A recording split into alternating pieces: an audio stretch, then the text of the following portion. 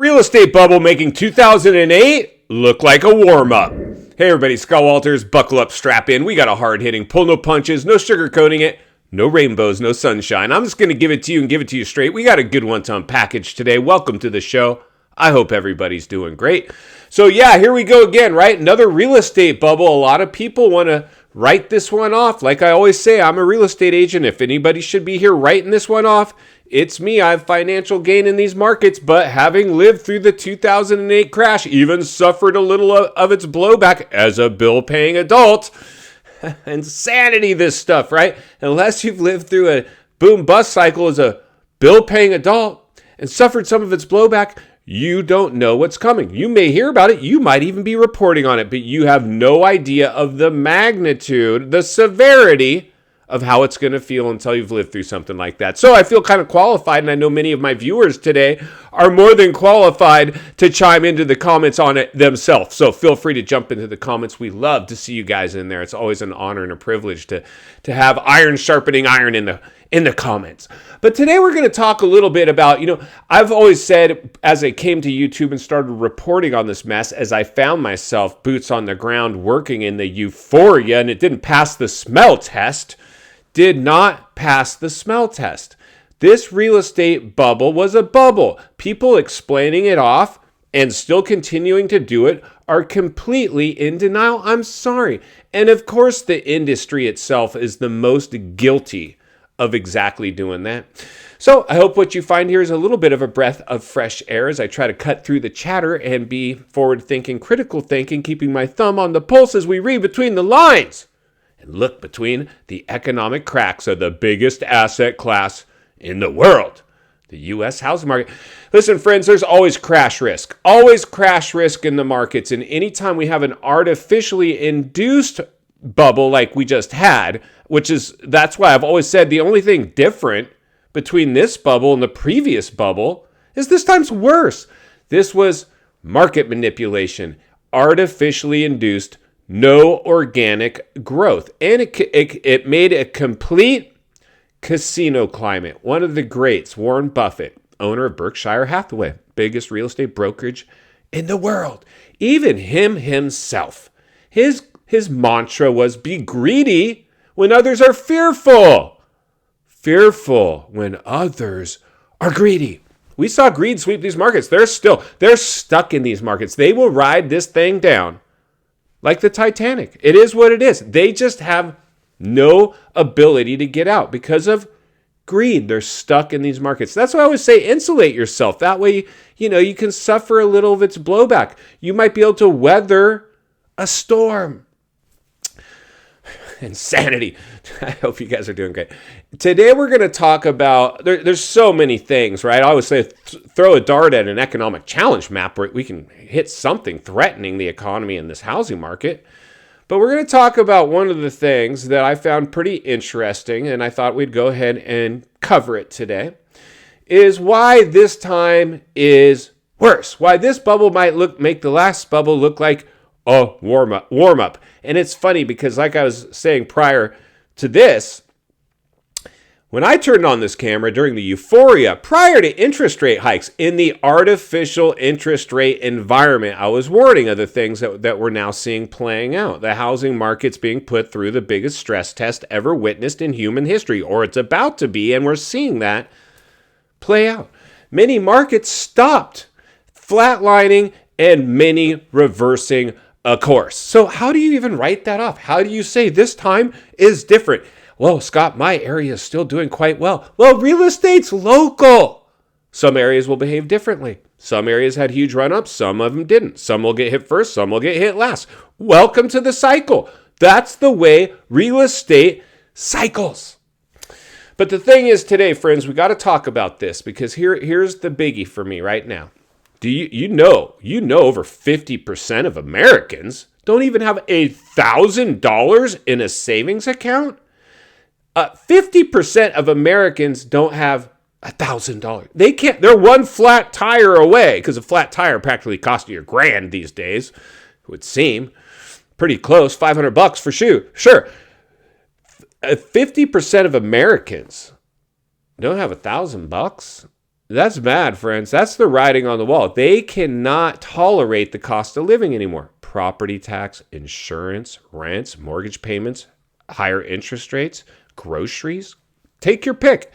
It's the everything bubble. Everything gotten inflated. And just because some core inflation may have dropped, we know real inflation hasn't done a whole lot for us. I know I'm paying $100 for a bag of groceries. That's not uncommon at my house. I don't know about yours. Insanity. But here's the thing, friends. In 2008, that's what we all want to hear about. 2008. Why? Because it was a bloodbath.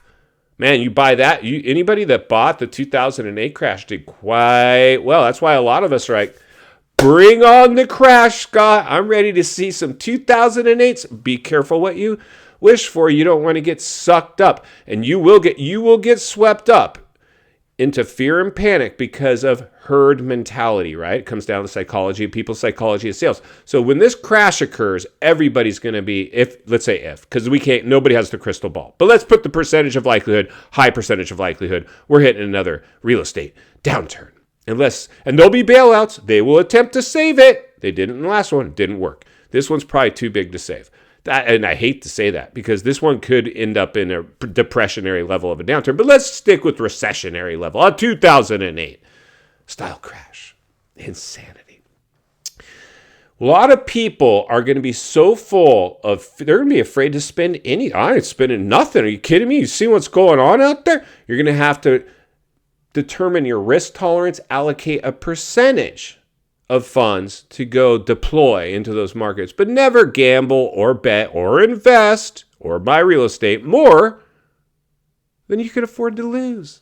You never want to go all in, but you will have the opportunity to potentially buy in the next crash, but you're going to have to evaluate your financial fitness and then go into these markets, hopefully with an agent to go out there and be your ninja. That's my job, is to be your ninja out there as we write offers, offend sellers, offend banks. Whoever needs to be offended, we got to offend them because this is now business buying in that kind of environment. We're not here to make people feel warm and tickly as we throw them offers. We got to test people.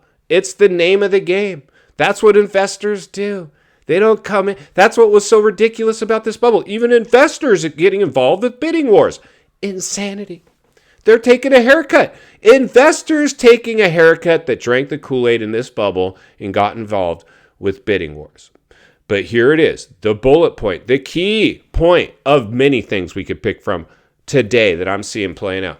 In 2008, one of the things that happened is people could no longer tolerate their house payments. Too much of their income was going towards carrying their house. And once you get to the house, also the double-edged sword of being a depreciated asset, you're paying a lot of money to hang on to the house.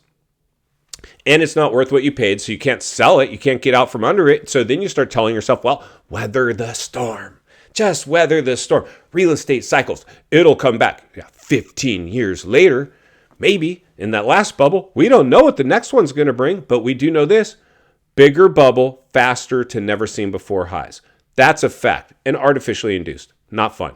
The second part about that is 2008, if that crash had people spending the majority of their income to carry their house, guess what's happening right now as we speak? People now are spending even a higher percentage of their income to carry the houses they bought in this bubble.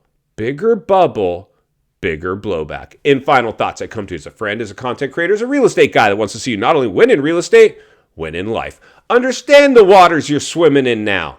Shark infested. 2008, welcome back to the swimming pool. It would appear this new bubble is rivaling you to be the new improved bubble 2.0. I want everybody to understand that. Listen, there's going to be a lot of opportunity, and there is right now. I'm working with a lot of you right now. We're examining areas where it pencils out. Our cost to carry at today's price with a standard amount down at today's interest rate is below the property's rent range. It could stand on its own 2 feet as a rental property if it had to, because that's what I want to see you guys do, even if you have no intention of making your house a rental.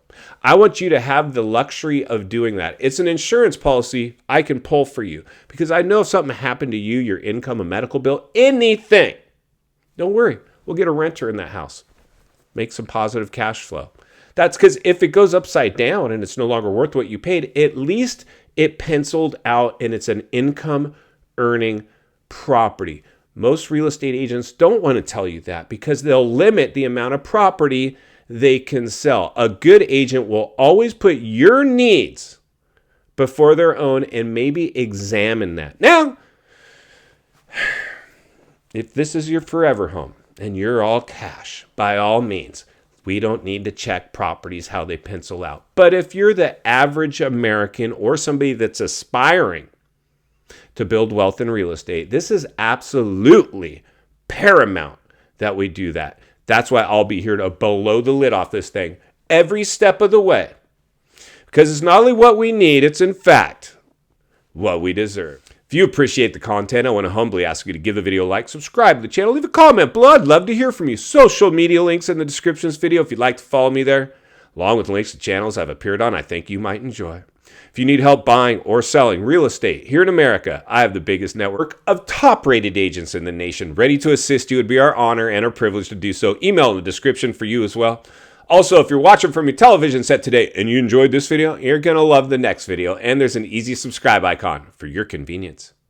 As always, thank you for your time. Please go make it count today. God bless. I'll see you on the next video.